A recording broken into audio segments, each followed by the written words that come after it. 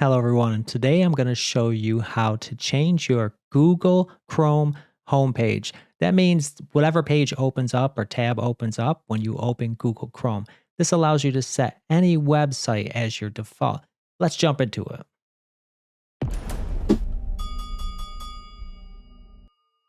With Google Chrome open, you're going to want to go to the three little dots up in the right hand corner. You want to click on that, go to Settings, go down to On Startup. And here you can choose which tab you want to open. You can have it continue where you left off, so it'll open the previous tab that you closed. You can also set it to open a specific page or set of pages.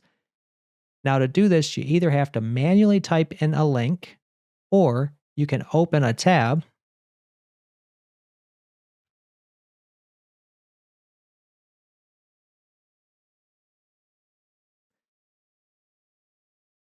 and have that open and choose that as a specific page. Here it says use current pages. That'll save whatever tabs you have open. If you have just one tab open, it'll go to that one automatically. So I'm going to do that.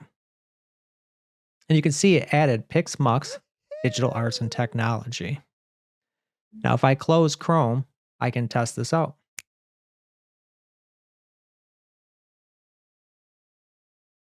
Here we have Chrome open again, and you can see by default it went to the pixmux.com website. You can edit this or change this at any time by going back to the settings, on startup, and clicking these three little buttons on the side. You can either edit them or remove them. So I'm going to remove this.